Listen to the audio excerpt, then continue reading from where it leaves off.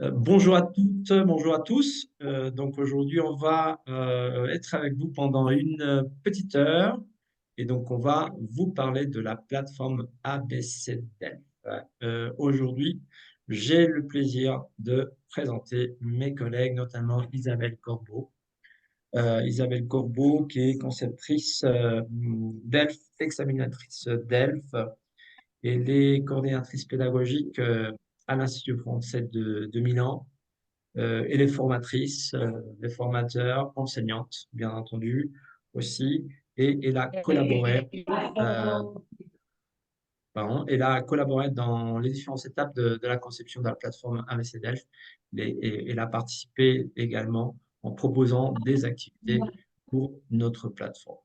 Euh, voilà, donc, et ensuite nous avons mon collègue Stéphane Bunier, délégué pédagogique pour le Mexique, mais aussi il a des missions à l'international. Donc aujourd'hui, il va nous accompagner, voilà, il va présenter à côté de moi. Et moi-même, Rui Albarrán, délégué, pardon, directeur commercial de Clé International.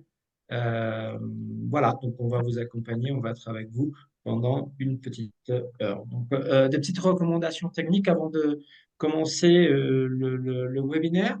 Donc, ce webinaire est en train d'être enregistré. Donc, si vous ne souhaitez pas apparaître à l'écran, vous pouvez couper vos caméras. On va utiliser ce webinaire par la suite pour un enregistrement et on va faire une petite capsule vidéo qu'on mettra à disposition via YouTube. Voilà. Et aussi, nous aurons l'occasion de partager ensemble, d'échanger à propos, si vous avez des questions, si vous avez des observations, vers la fin. Donc, ne quittez pas vers la fin. Donc, vous allez pouvoir poser vos questions en direct à notre équipe, notamment à Isabelle, qui saura répondre, soit via les chats, vous pouvez le faire, soit à l'oral, vers la fin de ce webinaire. Donc, on va donc commencer notre webinaire. Et oui, bien sûr, si vous avez l'opportunité de couper vos microphones pendant que cette présentation a lieu, nous vous en serons reconnaissants. Voilà. Donc, je commence par euh, la genèse de notre plateforme ABCDEF. C'était l'année 2020, même 2019, hein, bien avant, un an avant la pandémie. Donc, on a eu cette idée de proposer une plateforme qui permettrait aux élèves de s'entraîner en ligne.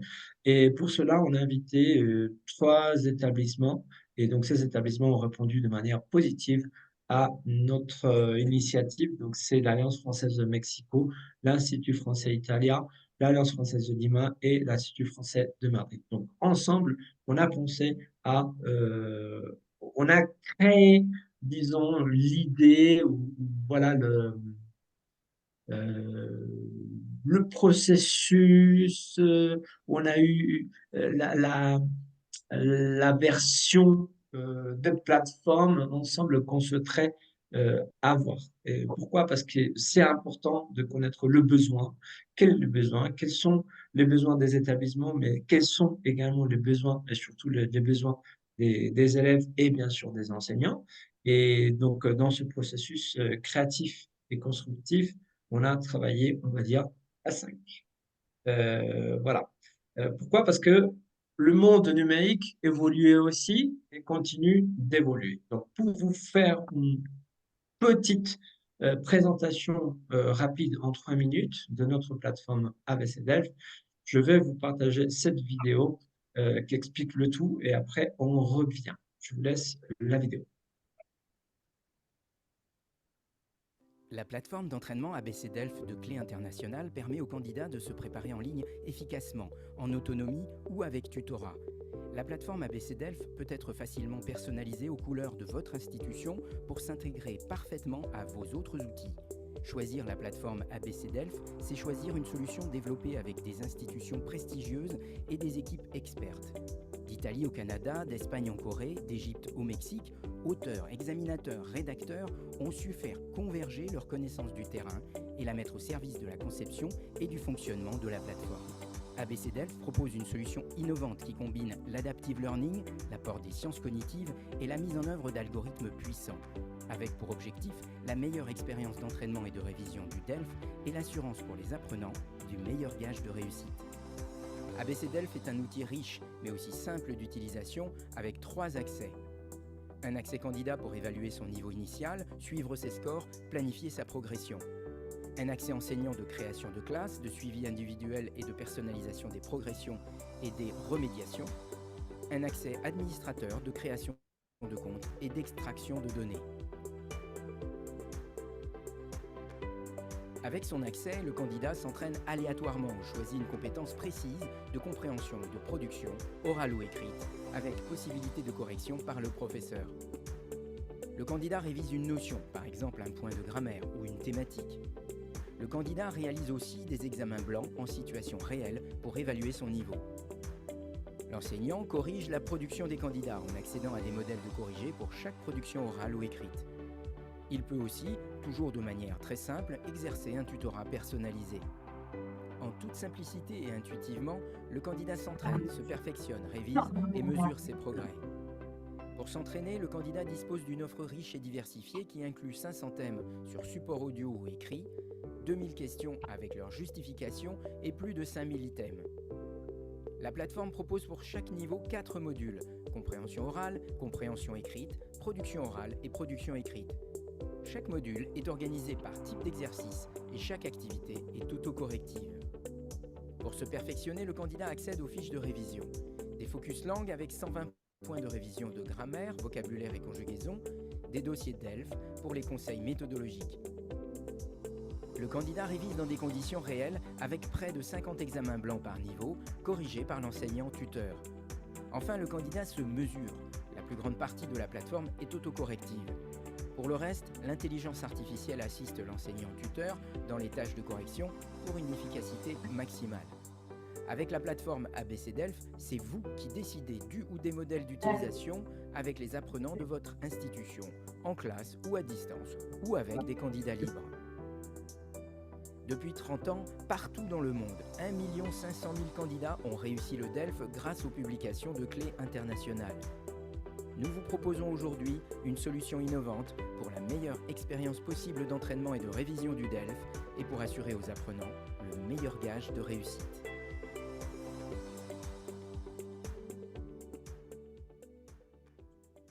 Voilà pour notre petite vidéo La d'introduction. plateforme d'entraînement Désolé, ABC ça Delft arrive de Clé toujours. Internationale. Voilà. Moi, ma petite réflexion, c'est, vous avez entendu que dans la vidéo, on mentionne l'intelligence artificielle. Mais attention, on va d'abord démystifier l'intelligence artificielle. Déjà, vous devez savoir que pour Clé International, l'important, c'est que l'être humain soit au centre de l'action.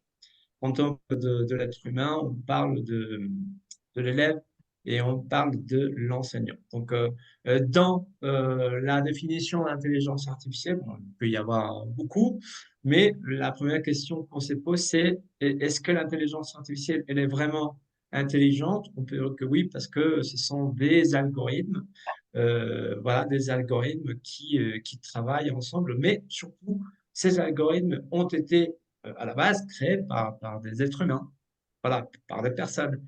Voilà, donc en quelque sorte, nous pouvons contrôler cette intelligence artificielle et c'est à nous de décider comment l'exploiter. Vous avez certainement déjà entendu ou lu ou assisté à des congrès ou des conférences dans lesquelles on parle d'intelligence artificielle.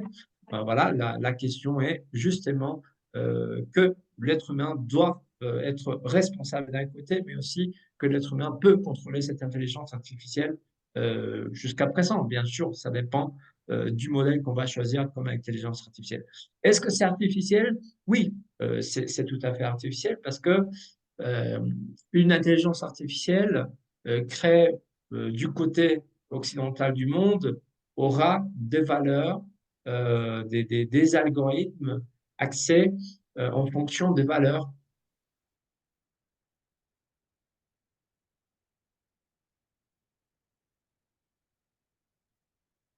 des sociétés occidentales. alors aura justement des valeurs en lien, hein, en ligne, voilà, avec ces valeurs d'Orient. Est-ce que ma connexion Internet passe bien? Parce que je suis une petite... vous m'entendez bien? Il y a eu un tout petit bug là, mais c'est revenu. Ok, c'est revenu. Ok, donc voilà. Donc dans l'intelligence artificielle, il y a des algorithmes. Donc voilà, c'est à nous de savoir comment exploiter ces algorithmes. Et finalement, les tokens. Les tokens, c'était une petite définition que je voulais partager avec vous. C'est la manière dont l'être humain peut communiquer justement avec l'intelligence artificielle. Donc on va dire, c'est la phrase, c'est l'unité minimale d'information que nous pouvons renseigner dans un ordinateur pour communiquer avec cette intelligence artificielle. Chez Clé International, on est responsable et on exploite l'intelligence artificielle de manière pratique, de sorte que ce soit les élèves et les enseignants qui auront un impact positif et dans leur travail, soit d'entraînement ou de formation. Euh, euh, voilà. L'intelligence artificielle chez Clé International a été calibrée, donc attention, on ne parle pas d'une intelligence artificielle ouverte. On ne parle pas, désolé, 2 secondes. Une intelligence artificielle ouverte, donc ça veut dire qu'elle n'a pas accès à des données déposées dans des serveurs mondiaux. Non, c'est pas ça. Notre intelligence artificielle a accès aux informations qu'on reçoit, qu'on calibre, qu'on a rentrées dans notre système et ça reste là. Donc c'est pas, elle n'est pas intrusive. Vous voyez. Et tous les contenus que nous avons déposés dans la plateforme ABCDelf ont été créés par des experts, formateurs, concepteurs d'ELF, examinateurs d'ELF. Donc, ce n'est pas l'intelligence artificielle qui va créer les contenus, mais uniquement euh, travailler avec des statistiques et analyser les données pour pouvoir proposer des activités par la suite aux élèves en fonction de réponses, de leurs réponses précédentes.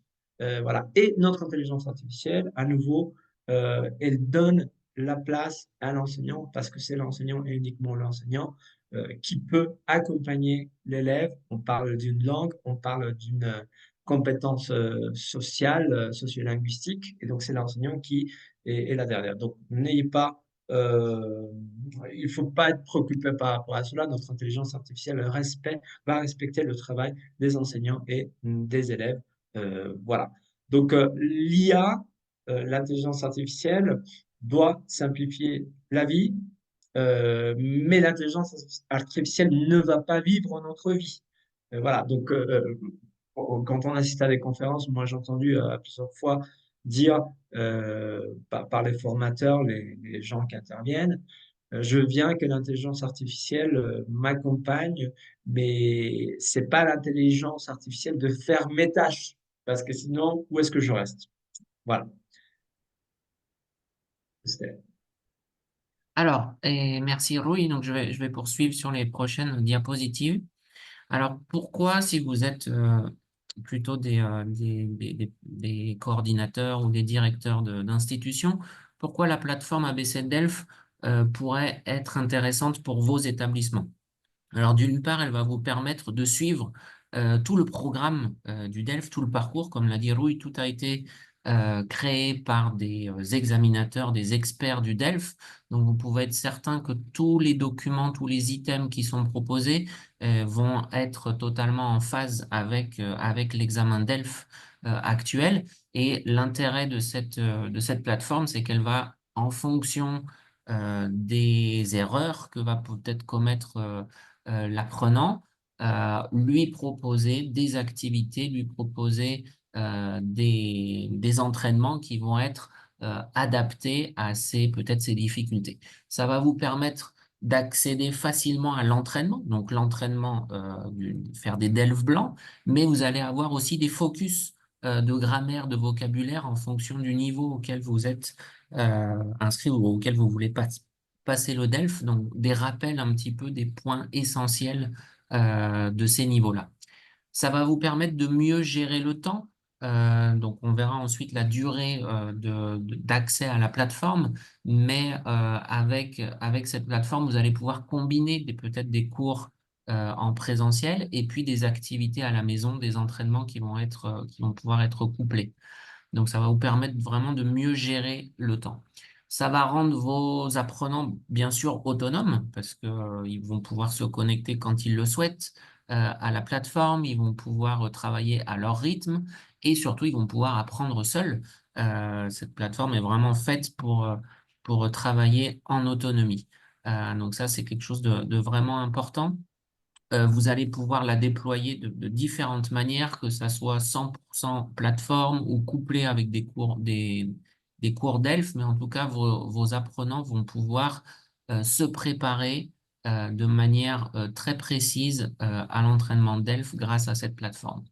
Et l'objectif, et c'est ce qu'on remarque sur nos institutions qui ont adopté déjà la plateforme, c'est que le taux de réussite augmente.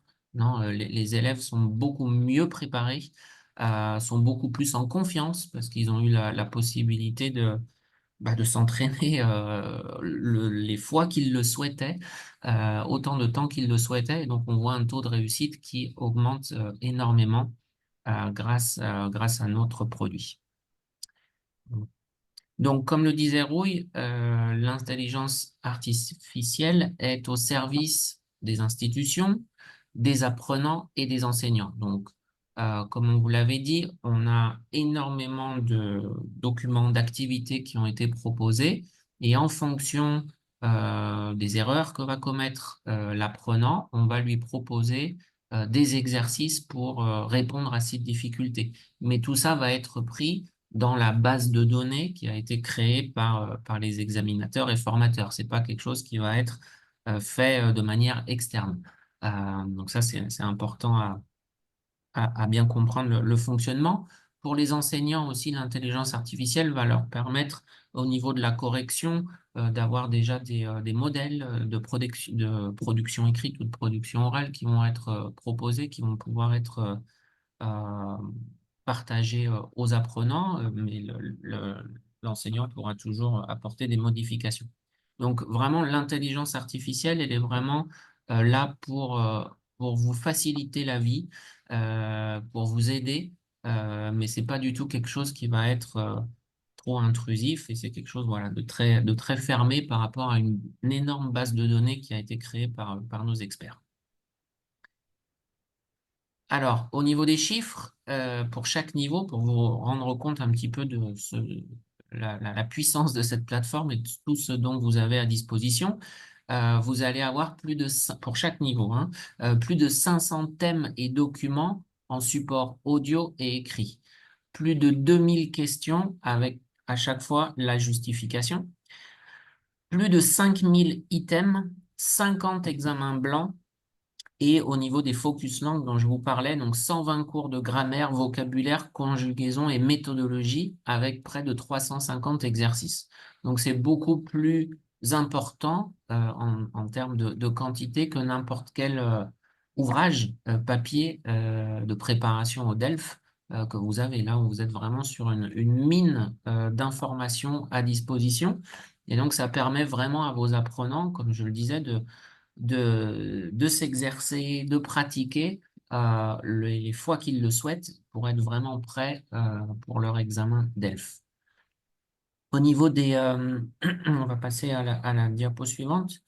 Au niveau des niveaux qui sont disponibles et de la durée d'accès à la plateforme. Donc, nous allons avoir du A1 au B2. Il y avait une question dans le chat par rapport au C1, C2. Pour l'instant, le C1, C2 n'est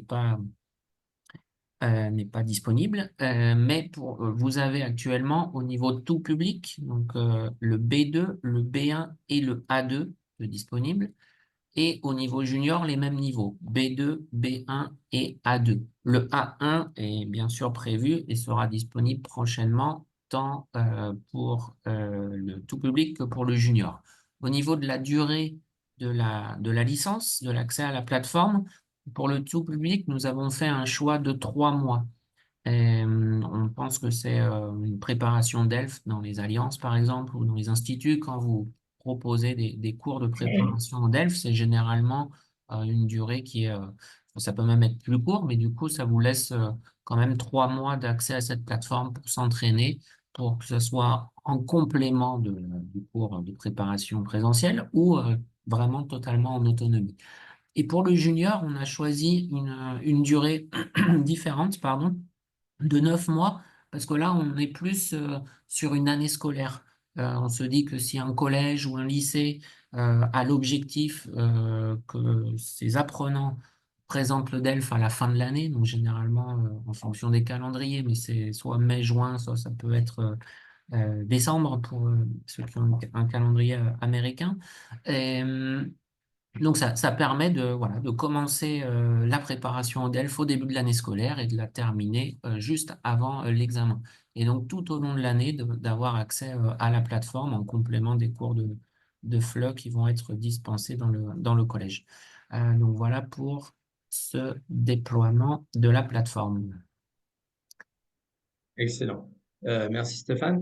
Après, vous allez peut-être vous poser la question, comment est-ce qu'on peut insérer ça dans l'offre institutionnelle?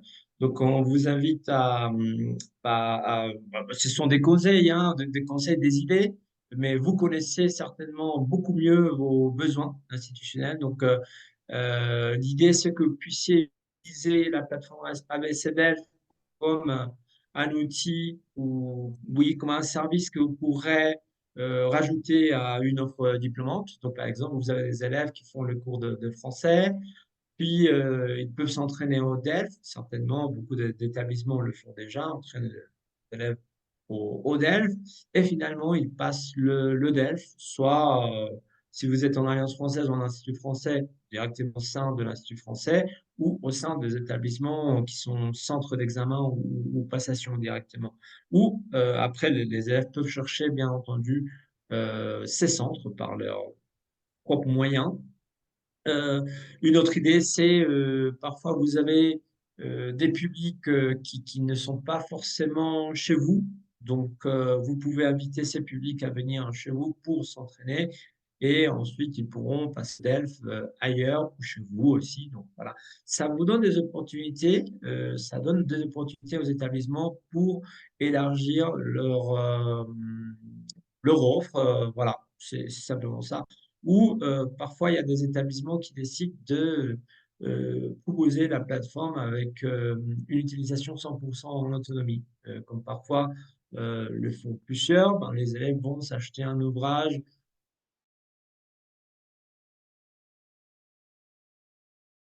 en librairie pour s'entraîner au DELF, ils pratiquent à la maison au DELF, voilà, où ils le considèrent pertinent. Voilà. Donc, j'attends un tout petit peu, je vois un petit bug de connexion. Est-ce que je passe mieux là? Me confirmer? Je passe mieux là? OK. Je termine ma petite présentation, la présentation de la plateforme de Stéphane et la mienne. Dans le dans le cadre d'un partenariat entre Clé International et votre établissement, sachez que vous pouvez, à votre fois, à votre tour, vous pouvez créer des licences pour une utilisation individuelle, bien entendu, mais votre établissement peut aussi créer des sous-établissements virtuels pour d'autres établissements. Une alliance française, un institut français, une université peut gérer ses propres cours avec des élèves qui se connectent directement. On est du côté droit, B2C institutionnel, euh, donner des licences à des individus, voilà. Ou du côté gauche, vous pouvez ouvrir des sous-établissements pour d'autres établissements. Sous-établissement, c'est le terme technique de la plateforme, parce que vous avez un établissement virtuel qui est votre établissement, et puis en dessous, vous avez un sous-établissement. Donc, vous pouvez vous mettre d'accord avec les écoles, les universités, les centres des langues de votre quartier, ville, région, que sais-je, et voilà, faire un partenariat pour qu'eux aussi puissent créer des licences pour leurs élèves et c'est eux qui gèrent ça. Mais tout ça passera par vous. Pour plus d'informations à propos de ces modèles, n'hésitez pas à prendre contact avec nous. Et bon, voilà, c'est tout voilà, de mon côté. Et donc, je vais céder la parole à Isabelle Corbeau, notre experte de l'Institut français de Milan et collaboratrice dans la plateforme et auprès de clients internationaux. Bonjour, voilà. Alors, nous allons entrer vraiment dans la plateforme. J'ai fait des captures d'écran pour vous montrer un petit peu comment elle fonctionne. On va investiguer en fait deux grands volets. La première partie, ce sera ce qu'un étudiant voit et ce qu'il peut faire en autonomie sans tutorat. Et puis, dans la deuxième partie, ce sera le rôle du tuteur, que voit le tuteur lorsqu'il intervient sur la plateforme et ce qu'il peut faire. Donc, un étudiant qui décide de se préparer de manière autonome au DELF verra, hein, lorsqu'il entre cette première page d'accueil, son tableau de bord. Donc, vous voyez qu'il y a différents onglets. Il y a un accueil où il voit où il en est. S'il a déjà travaillé sur la plateforme, lorsqu'il rentre à nouveau et qu'il se reconnecte, il voit ce que je peux faire, focus langue à travailler. On lui donne déjà des indications, comme le disait Stéphane. Et oui, en fonction de ses erreurs, on va l'orienter, lui conseiller, l'intelligence artificielle va lui conseiller des exercices à faire. Donc, c'est ce qu'il voit. Il a aussi des dossiers DELF, donc des explications, des fiches techniques qu'il peut consulter pour savoir comment se déroule l'examen, comment mieux se préparer au niveau technique, ce qui se passe lorsqu'il arrive pour son examen écrit, pour son épreuve orale. Voilà. Donc, aussi bien d'un point de vue technique qu'un entraînement pratique. Lorsque on aborde, tu peux avancer rue, l'entraînement par exemple, l'étudiant pourra choisir la compétence sur laquelle il veut travailler. Donc, il peut choisir de travailler sur la compréhension orale, la compréhension des écrits, la production orale ou la production écrite. Alors, l'avantage vraiment de la plateforme, je tiens à le dire et je le souligne chaque fois, c'est que elle permet donc de s'entraîner de manière autonome, aussi bien pour la compréhension orale, la compréhension des écrits, ça c'est assez facile à concevoir comme idée, que pour la production orale et la production écrite. Et je pense que c'est le plus de la plateforme, même en autonomie. Donc, l'étudiant choisit, par exemple, de s'entraîner sur la compréhension orale. Que peut-il faire tout seul? C'est ce que nous allons voir avec la slide suivante. On va lui proposer des exercices comme un examen. Donc, vous voyez, il pourra cliquer sur la petite flèche pour écouter l'audio et répondre aux questions. Ce sont des questions à choix multiples. C'est donc le nouveau format qui est proposé. Une fois qu'il a cliqué, qu'il a choisi A, B, C comme réponse, il va valider ses réponses et la correction va apparaître.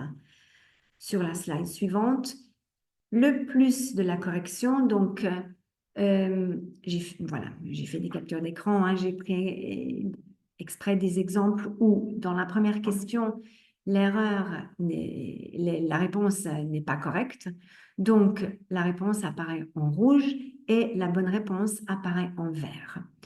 Vous voyez ce qu'il y a toujours dans l'encadré, il y a une explication.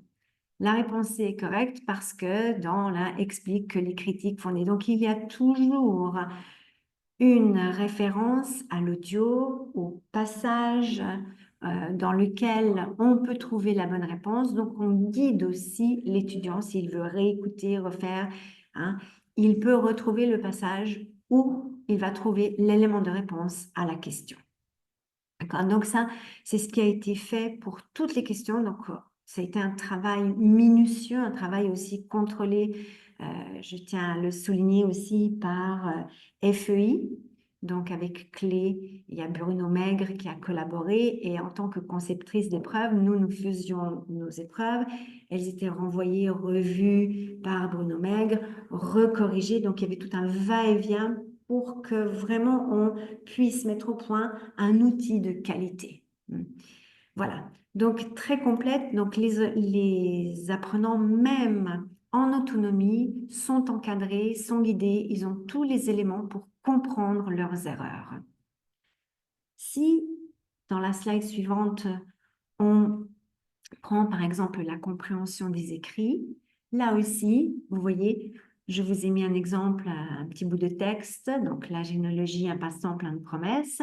Donc, ils lisent le texte et, même principe, ils cliquent sur la bonne réponse, ils valident les réponses et il y a ensuite le corrigé qui est présenté sur la slide suivante, toujours avec, vous voyez, la justification pourquoi dans la question 1, eh bien, la réponse B est la bonne. Donc, vraiment un souci d'accompagner, de guider le candidat qui se prépare à son épreuve. Tu peux avancer, oui, c'est bon. Voilà. Je passe rapidement hein, pour m'attarder sur autre chose. Donc, au niveau de production orale, alors pour la compréhension orale et compréhension des écrits, c'est assez logique. On valide les réponses, on est en autonomie, on comprend où on s'est trompé, d'accord, on réajuste. Ça, je pense que la plateforme, là, elle fait un gros travail, elle prend en charge beaucoup de choses et on verra après, lorsqu'il y a un tuteur, cette partie de compréhension orale et compréhension écrite qui est prise en charge par la plateforme permet de gagner du temps, comme le soulignait Stéphane aussi, et de dégager du temps pour faire autre chose et pour remédier à d'autres problèmes de nos étudiants. Pour la production orale, même en autonomie, donc, on va avoir une consigne, d'accord? Hein, là, on est dans le cas du B2, donc il faudra donner son avis, argumenter à l'oral sur un petit texte déclencheur. L'étudiant peut très bien cliquer sur le bouton rouge « Je ne sais pas répondre » et dans ce cas, certaines indications, il y aura des pistes suggérées, donc même avant la production orale. Ben voilà, hein, on vous dit que vous pouvez faire comme ça pour répondre à la question. Donc, même principe, si on avance, on voit que une fois que l'étudiant a répondu, qu'il a enregistré son audio, il va valider la réponse, d'accord? Et avant d'envoyer sa réponse, il y a un petit encadré avec des pistes proposées. Donc, on lui dit, voilà, hein, tu aurais pu parler de ça, on peut faire ça, d'accord? Donc, il peut annuler l'enregistrement et le refaire, d'accord? Donc, il n'y a pas de correction de tuteur dans ce cas-là, mais il y a des pistes, on le guide, on l'accompagne. On peut avancer. Voilà. Pour la production écrite, c'est toujours le même principe. Hein. Donc, on lui demande, on lui pose le sujet.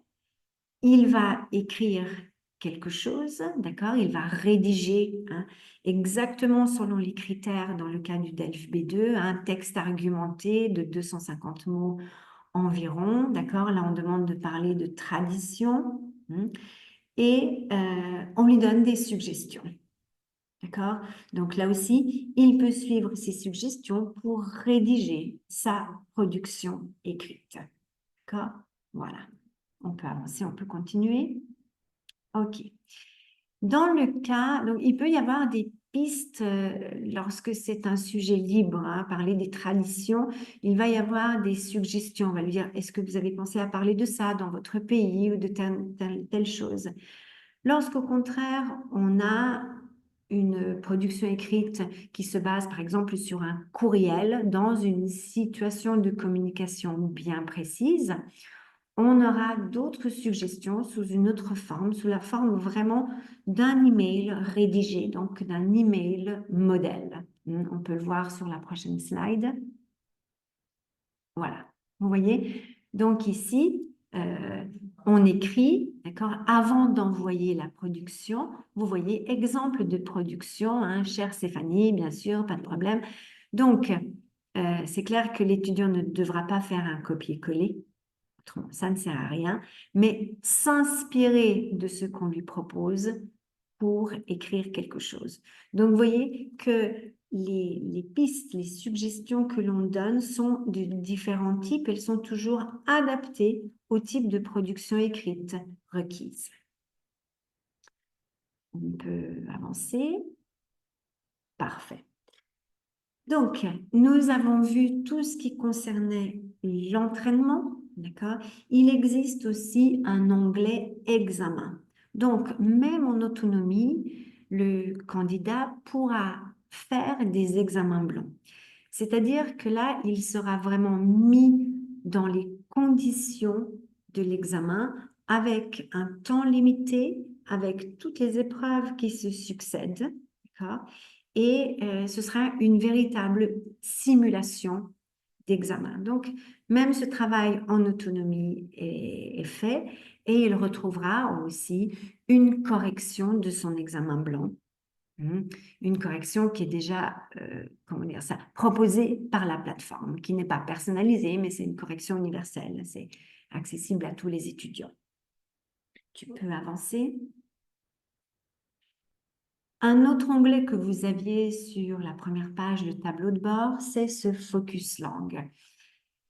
Stéphane en parlait, enfin, Rui aussi. La richesse de cette plateforme, c'est qu'elle va aussi proposer des exercices de remédiation automatiquement, mais de manière autonome, l'étudiant peut décider d'aller sur ce focus langue et de travailler aussi bien sur le vocabulaire, le lexique, que sur la conjugaison, que sur la grammaire. Donc, lorsqu'il ouvre, par exemple, la page de lexique, c'est la slide suivante, il trouvera, là j'ai choisi par exemple le thème « Célébrer une fête officielle ». Donc sous la rubrique lexique, on a toute une série de thématiques qui sont propres au niveau pour lequel l'étudiant se prépare. Donc il y a eu un soin aussi d'adapter les thématiques au niveau A2, B1, B2. Par exemple, pour le B2, célébrer une fête officielle, nous aurons du lexique présenté en contexte. Donc ça, c'est aussi très important. Ce n'est pas une liste de mots perdus qui n'ont aucun rapport les uns avec les autres, mais c'est vraiment du lexique contextualisé qui va permettre à l'étudiant de manière autonome à se retrouver. Donc, un texte avec du lexique inhérent au thème.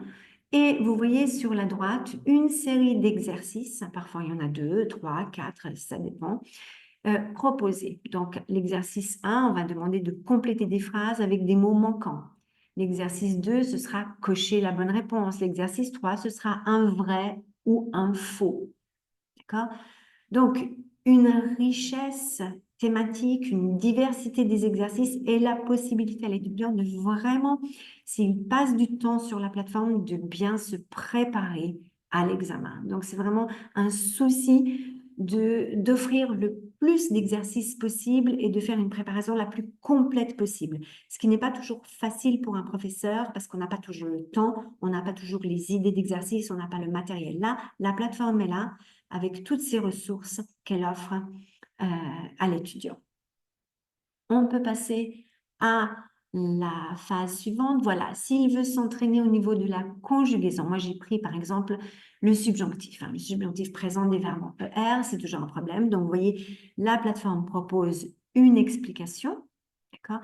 Et là, on voit déjà qu'il y a beaucoup plus d'exercices. Il y a 7 exercices. Alors, ce qui me plaît aussi beaucoup, c'est que les exercices vont du plus simple au plus compliqué. On explique vraiment, par exemple, là je vous ai mis la formation du subjonctif. Un exercice, c'est compléter au présent de l'indicatif, puis à l'imparfait, enfin au présent du subjonctif. Donc, on a la progression, comment construire le subjonctif.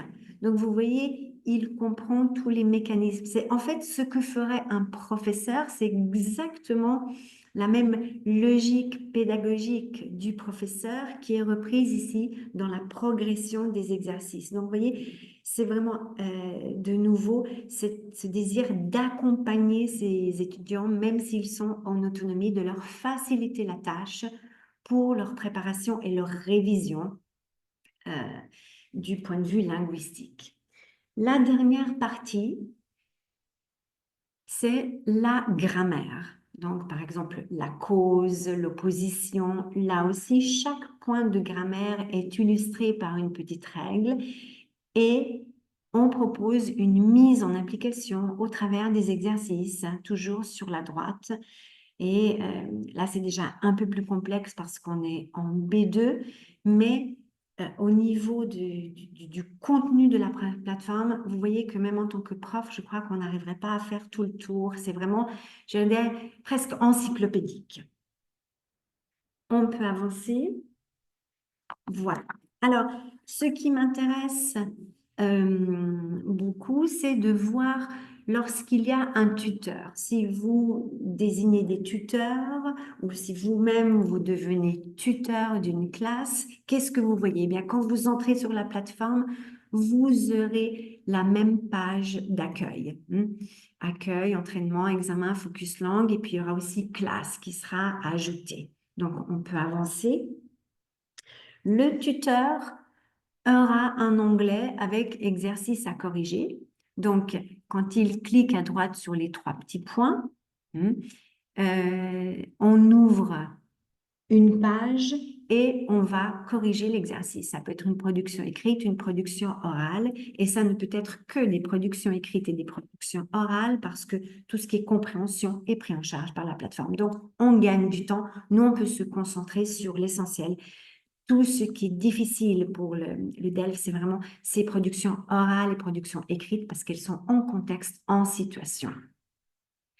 Si on avance encore, voilà. Donc, lorsque le tuteur doit corriger, par exemple, une production orale, vous voyez au bas de l'écran à gauche qu'il y a la réponse de l'apprenant.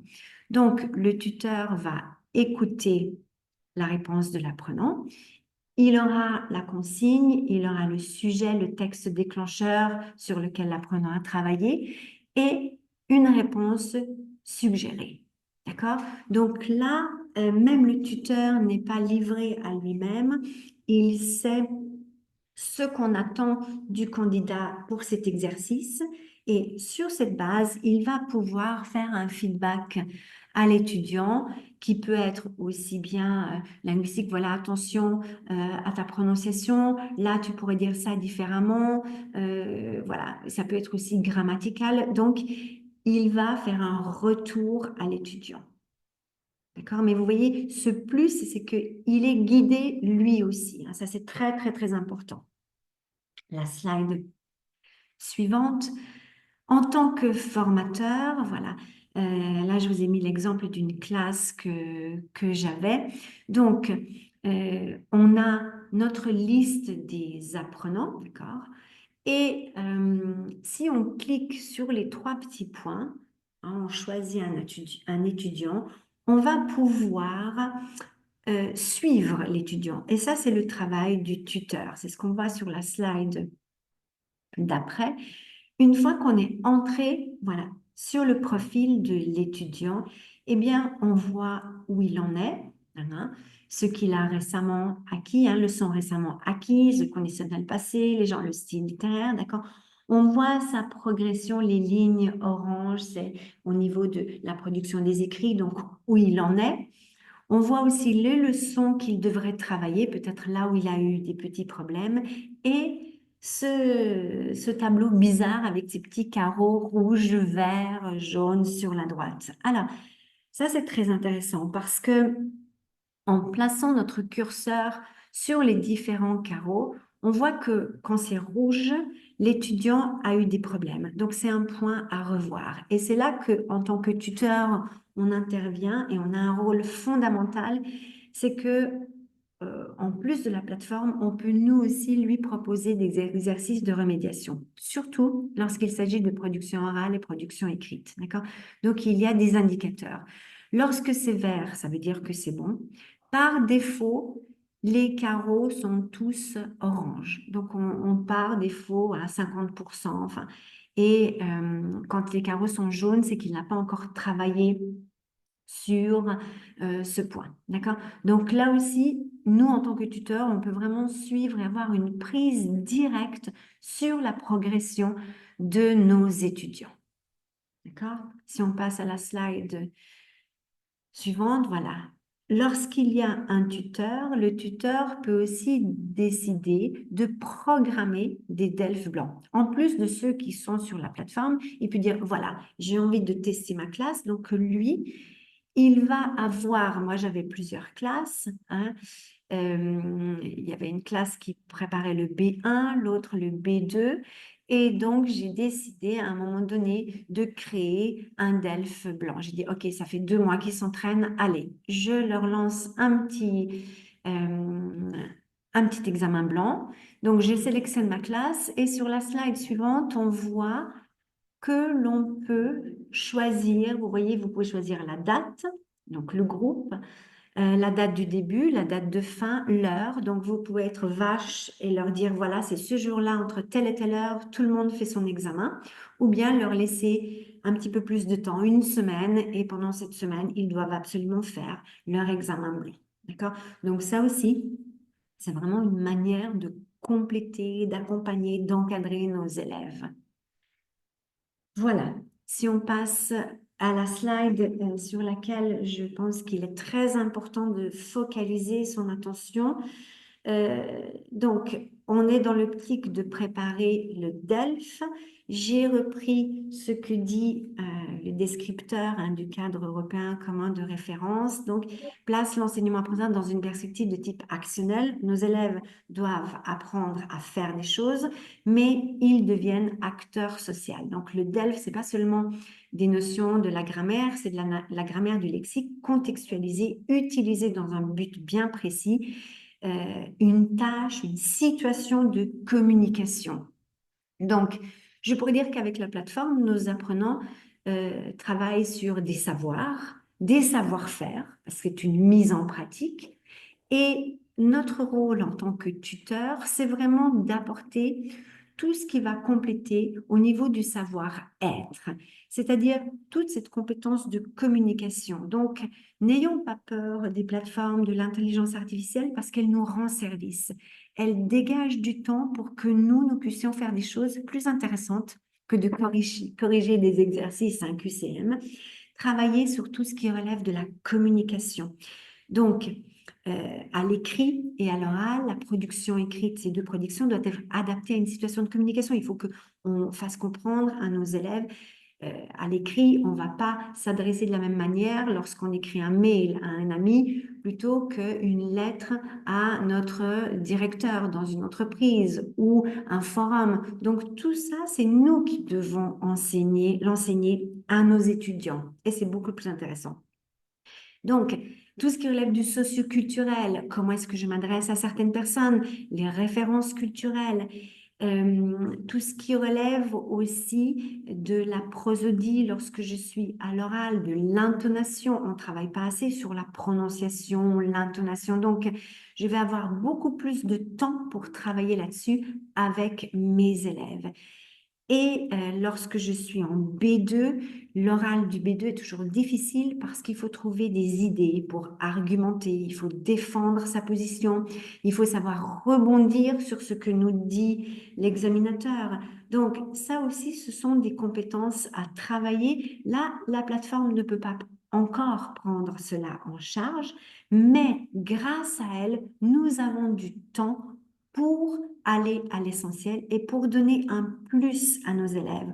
Au-delà du savoir-faire, ces savoir-être qui vont faire la différence, qui vont nous permettre de garantir la réussite de l'examen parce qu'on aura travaillé sur la prononciation, parce qu'ils seront prêts à réagir à ce que dit l'examinateur et ils se seront entraînés avec nous. Donc, notre rôle en tant qu'enseignant, que professeur est fondamental. Donc, c'est pour ça que cette plateforme, elle nous aide. On n'a pas assez de temps lorsqu'on prépare nos étudiants.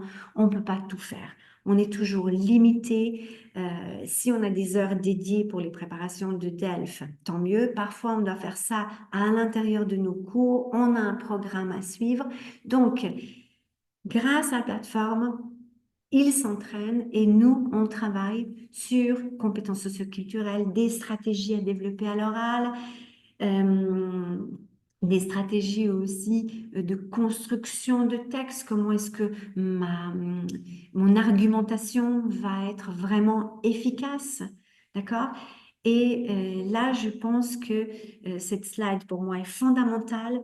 Le professeur qui a peut-être peur d'être dénaturé, de perdre de son pouvoir, de perdre quelque chose, au contraire, est valorisé par la plateforme. Il va faire des choses très intéressantes qu'on peut développer dans un autre webinaire sur des idées d'activités en classe. Mais je m'arrête là et j'espère avoir été claire et vous avoir donné envie d'aller explorer cette plateforme et de la compléter par votre touche personnelle en tant que professeur, enseignant. Merci beaucoup, Isabelle. Merci beaucoup pour cette intervention.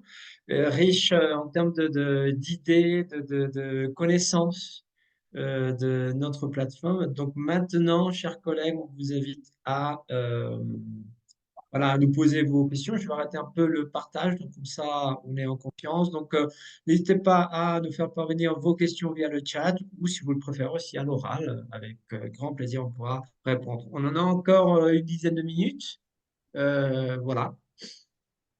Si vous voyez de votre côté via le chat d'autres questions que je n'aurais pas vues moi-même, n'hésitez pas à me le dire, Isabelle Stéphane. Il y a une question euh, de Katia Sanchez. Et elle Ok. nous dit qu'elle est enseignante dans l'éducation nationale sur le dispositif UPE2A-FLS et elle se demande si elle peut utiliser cette plateforme. Elle est habilitée DELF-DALF, examinatrice correctrice du 1 au C2. D'accord. La plateforme est un outil pour utilisation par les États, d'utilisation pour lequel nous avons pensé à une utilisation par des établissements. Donc, ça veut dire si votre établissement s'intéresse à cette plateforme, on peut nous mettre d'accord et vous faire une proposition. Voilà. L'utilisation à titre individuel n'est pas possible à ce stade. Ou aussi, si vous le souhaitez, vous pouvez contacter un établissement dans votre pays qui utilise déjà la plateforme. Je ne suis pas certain, mais j'imagine que vous êtes connecté depuis la France, c'est ça? Parce que vous dites l'éducation nationale. Voilà. Donc, si c'est bien Oui, le cas, ok, en France, nous avons des partenaires déjà qui utilisent la plateforme. Donc, si vous nous envoyez vos coordonnées, vous oui. prenez contact avec nous, on pourra vous voilà, donner les coordonnées de ces partenaires. Voilà. D'accord, et donc je pourrais l'utiliser avec mes élèves j'ai 12 heures de cours avec des élèves allophones. Est-ce que ça sera possible d'utiliser la plateforme pendant, par exemple, un cours, puisque on parle de pédagogie différenciée, vous savez, où il faut faire beaucoup de choses avec les élèves qui ont des niveaux différents. Dans l'éducation nationale, c'est un peu complexe, l'enseignement du FLE. Donc ça m'intéresse particulièrement, cette plateforme. Donc, Je pense que, sauf si Isabelle, tu as, d'autres idées, mais moi je pense que Madame Sanchez, vous pouvez choisir le niveau par élève oui. dont chaque élève a besoin, donc soit le A2, soit le P1, soit le B2, et voilà, pour que chacun soit bien Mm. calé sur Mm.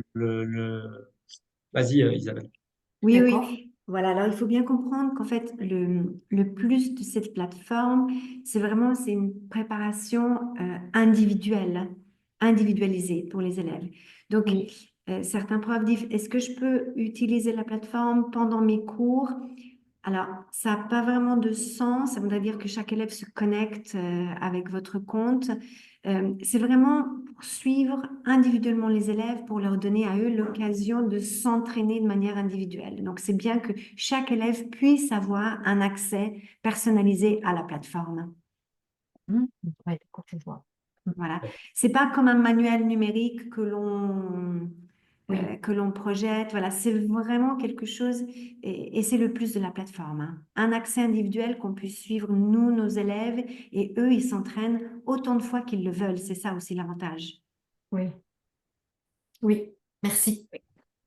Oui, bonjour, depuis Bruxelles. J'aurais une petite question parce que je suis particulièrement intéressée plus par la forme du DELF Junior plutôt que, enfin, l'ABC DELF Junior plutôt que l'ABC DELF tout public. Et donc, on a vu beaucoup d'exemples plutôt adressés à des niveaux plus élevés parce que je crois que vous les avez plus un petit peu testés. Est-ce que vous avez déjà un retour plus concernant justement l'ABC DELF Junior à ce stade-ci? Et est-ce qu'il y a eu des questions qui vous ont été posées par rapport à comment justement les enfants réagissent en autonomie et en indépendance par rapport à cet outil? Ou c'est trop tôt encore pour avoir un retour à ce stade-ci? Ouais, je sais pas du côté d'Isabelle. En tout cas, nous travaillons chez l'International avec des établissements au niveau mondial. Je dirais que c'est encore un peu tôt pour vous donner Mhm. de retour. Mais on sait que ça a été implémenté par nos partenaires dans des systèmes, pas des systèmes scolaires, mais dans des établissements scolaires, qu'ils suivent leur progression, que le résultat ont été voilà, positifs, mais je peux pas vous dire Oui, plus que ça à ce stade. C'est l'objet d'une petite recherche auprès de ces partenaires. d'accord, je comprends tout à fait. Puisque vous ouvrez seulement à partir de 2024, hein, cette plateforme, elle est assez récente, enfin, pour le Non, non. junior, Ouais, pour le junior, pour le donc junior, c'est oui. c'est peut-être ça, c'est peut-être Oui, pourquoi, parce que nous avons commencé et pour l'adulte et pour le junior par les niveaux supérieurs, donc B2. Donc et au fur et à mhm, mesure, on descend en fonction de voilà de l'avancement, de la progression des auteurs et de notre département éditorial. tout à fait. Et oui, donc le A2 a été Oui, ouvert il y a un mois, voilà. oui. Et alors, par rapport justement à ce DELF Junior et au feedback que propose la méthode dans tout ce qui est production écrite ou production orale, si j'ai bien suivi, voilà, nous avons des enfants. Comment est-ce que ce feedback leur est donné? Parce que il est très textuel dans ce qui concerne le DELF public. Et donc, je me demande, parce que les enfants aiment bien aller assez vite, lire, c'est peut-être pas leur approche voilà, la plus aisée dans laquelle ils se donnent.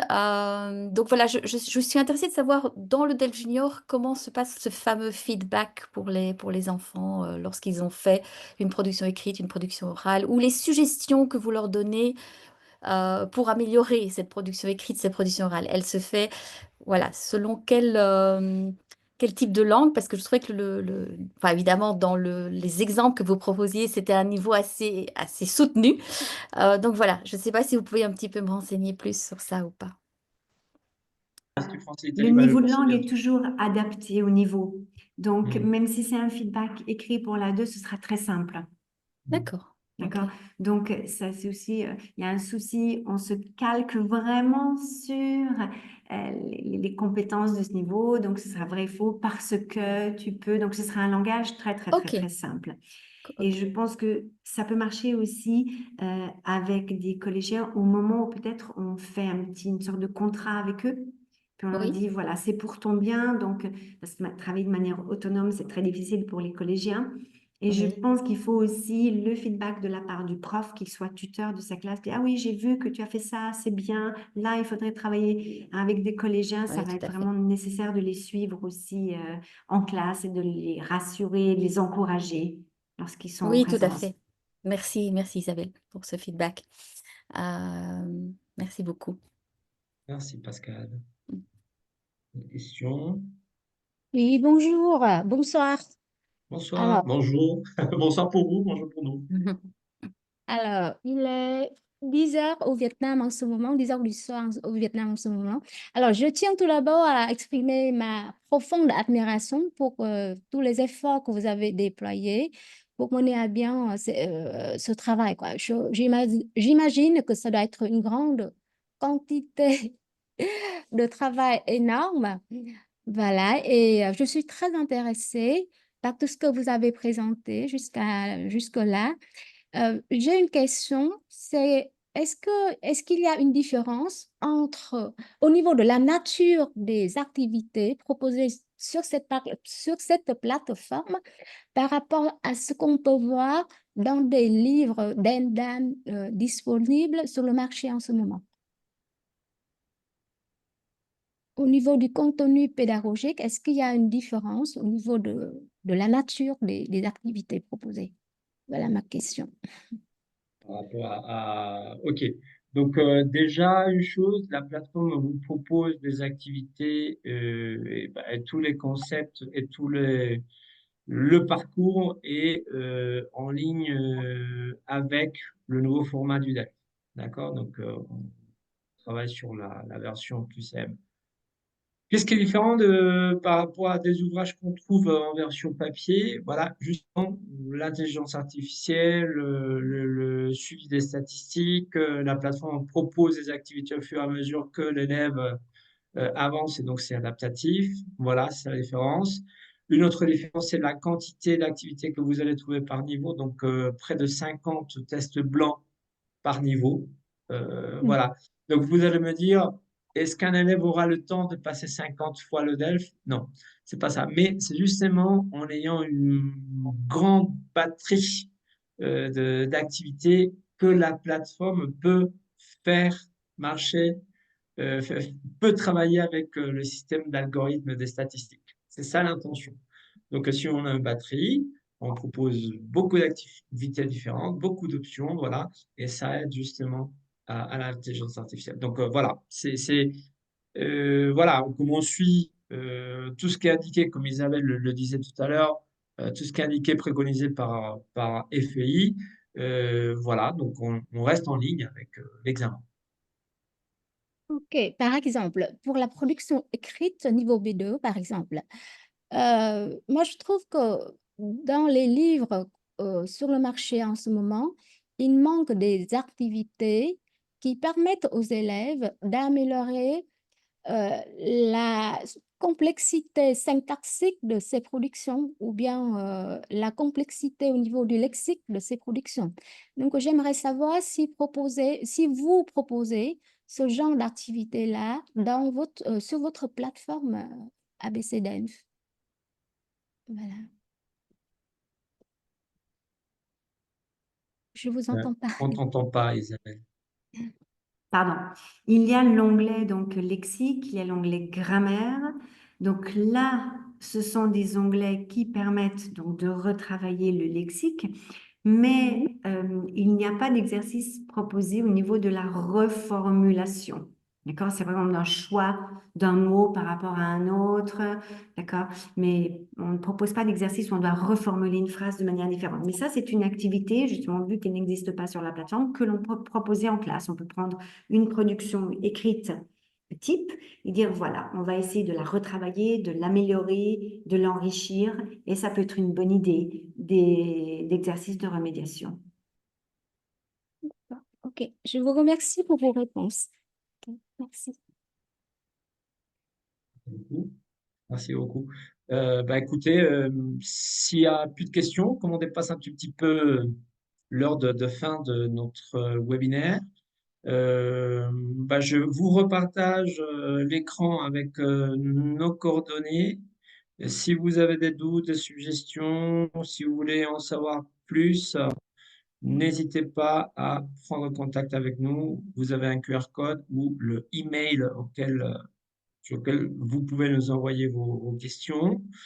Nous avons été ravis de compter sur votre présence entre l'Asie, l'Europe, les Amériques, voilà. Et nous serons ravis de commencer un nouveau partenariat avec vos établissements. Pour information, actuellement, certains établissements pays qui font déjà partie de notre, voilà, de ce partenariat autour de la plateforme ABCDELF. On parle du Maroc, on parle de trois alliances maintenant en Argentine, par exemple, plusieurs en Espagne, au Mexique, bien sûr, en Amérique centrale, au Costa Rica, en Colombie, au Brésil, au Vietnam, justement, au Cambodge. en Turquie, en Italie, bien entendu, et ainsi de suite. Voilà, bientôt, j'espère, au Canada. Donc, n'hésitez pas à revenir vers nous. On vous remercie et on reste à votre écoute.